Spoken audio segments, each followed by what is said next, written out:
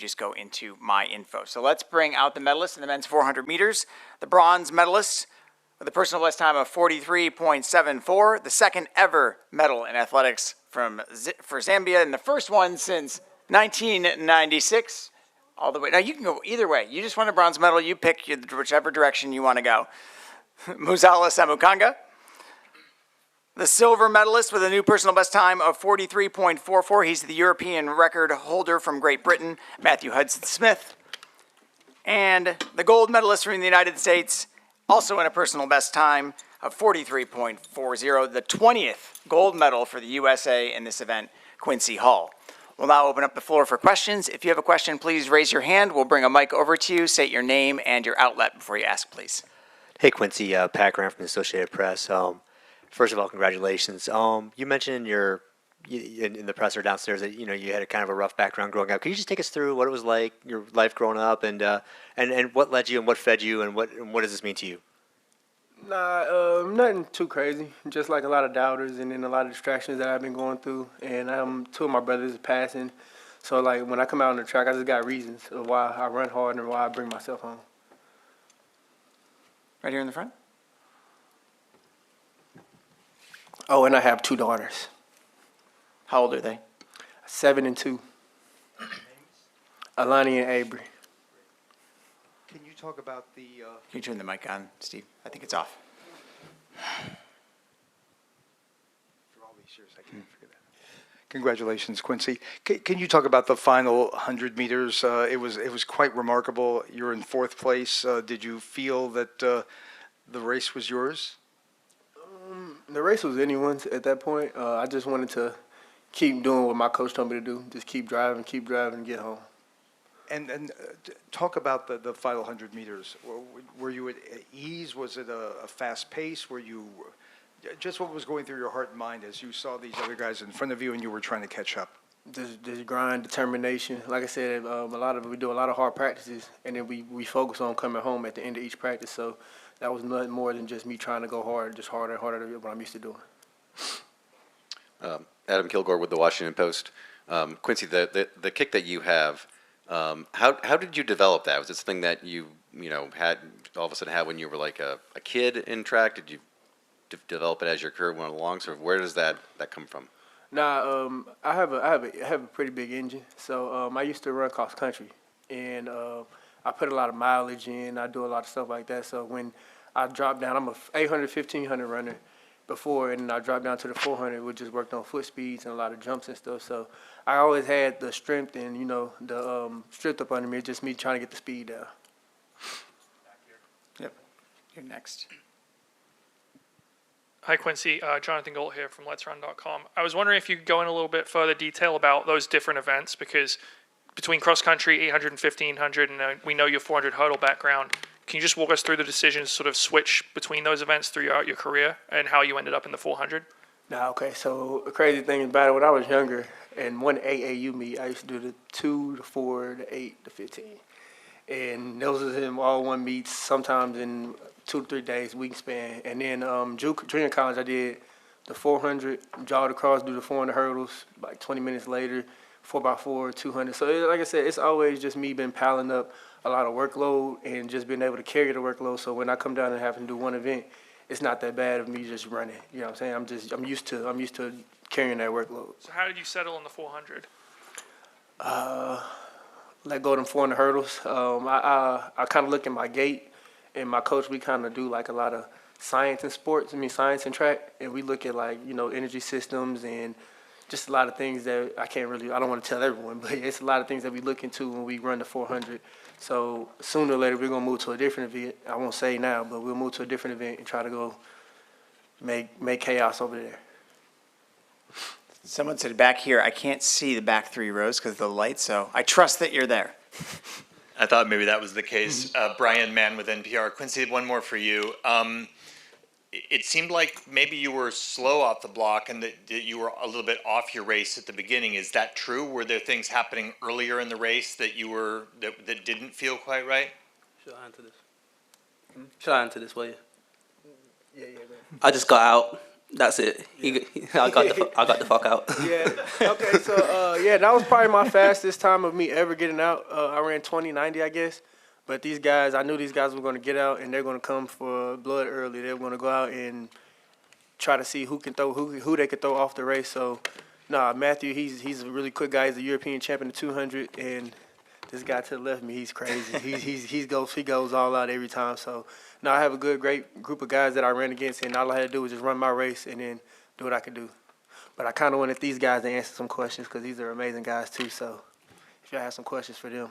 Well, we bring the mic down here. I'm going to ask you a question, Muzala. You missed the world champs in 2023 with an injury, and I know that was heartbreaking for you. Can you talk about what it feels like now, a year later, to come back and have bronze here and be sitting with these guys on this stage?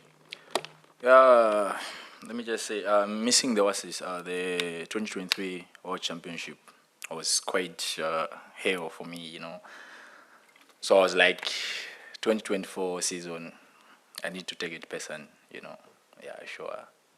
That's the reason why I was like, every championship, I'll be in the podium finish, you know. So definitely, you know, I've delivered. Yeah, sure. Right here. Hi, Quincy. Congratulations. How do you explain the remarkable performance of American athletes, especially here in Paris? One more time. I'm sorry. How do you explain all these performance, all these gold medals of American athletes, including yours, here in Paris? Well, gold medal should be a standard for every country out here. But us Americans, we just, like I said, we come out here try to do our best no matter what country you run for. Everyone wants to come out here and do our best, but it just happened to be like America. We try to set ourselves up to win. Is it a revival of American athleticism with new stars, maybe? One more time. With new stars, we had Usain Bolt, like Jamaican, more than 15 years ago. Mm-hmm. Is it something new with American athletes? Maybe some new stars of athleticism, a new generation, in fact. Yeah, no, I don't think it's really new. Like I said, no matter where you come from, there's always fast runners. Before, I've never heard of Zambia, and you got this guy right here who just PR today, got third place. So, and then before you had Stephen Garner, Olympic champion. So it doesn't really matter where you come from. It's just the work that the athletes put in to get to this stage and be able to perform at this stage. Matthew, you had a huge season coming into this race. You had the fastest time in the world, European record. You maybe not end it because I don't know what your plans are for the rest of the year, but you leave tonight with the silver medal. Can you sum up your season for us? It's been a crazy season. The plan was just to get to the Olympics healthy in one piece. Came away with the silver, national record. Plan now is to do some 200s. I want to get a 19. Get the diamond and finish off the year strong and then build for next year. But yeah, the season just started really. A lot more to come. We all want that diamond.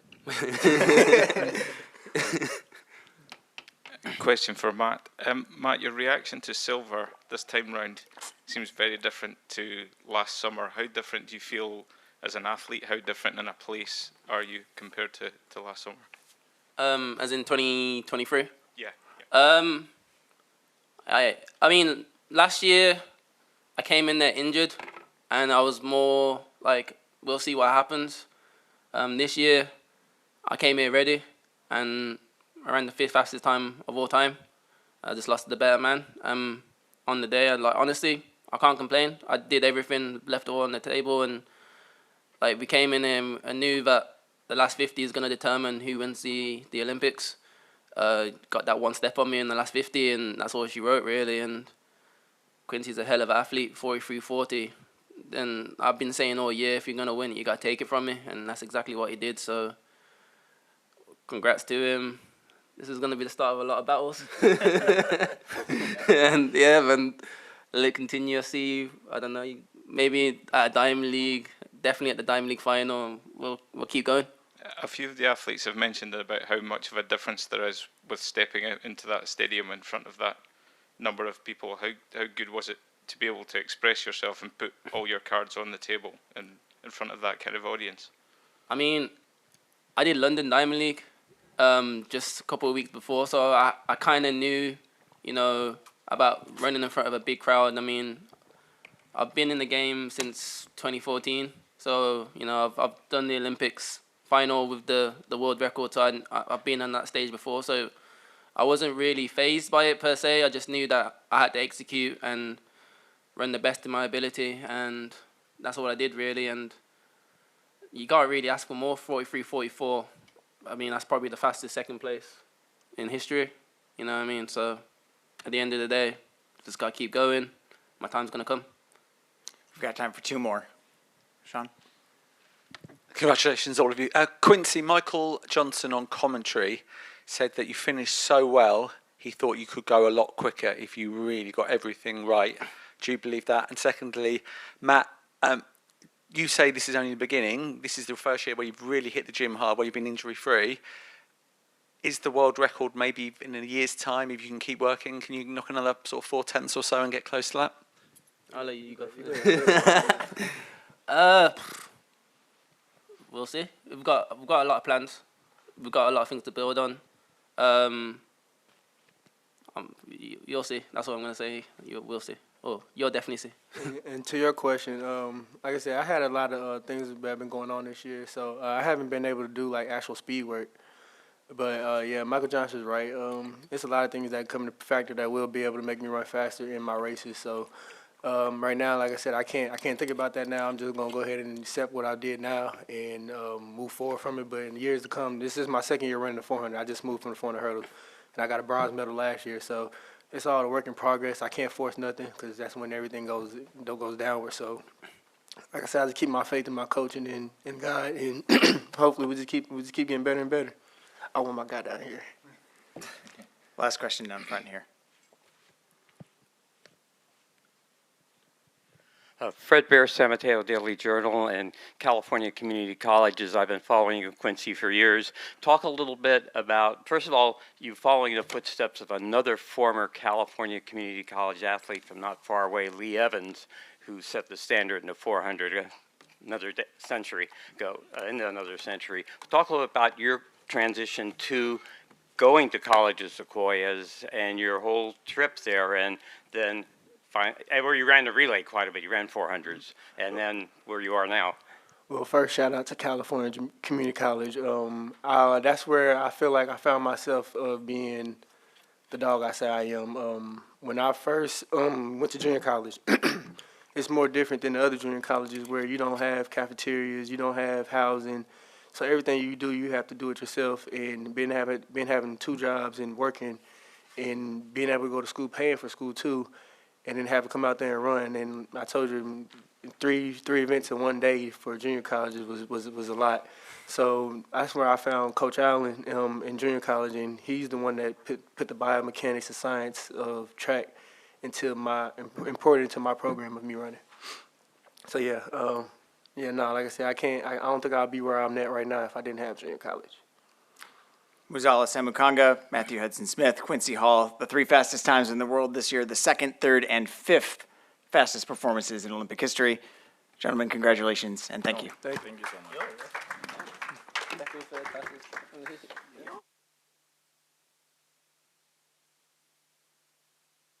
And we can stop the stream. We'll check on which press conference we're going to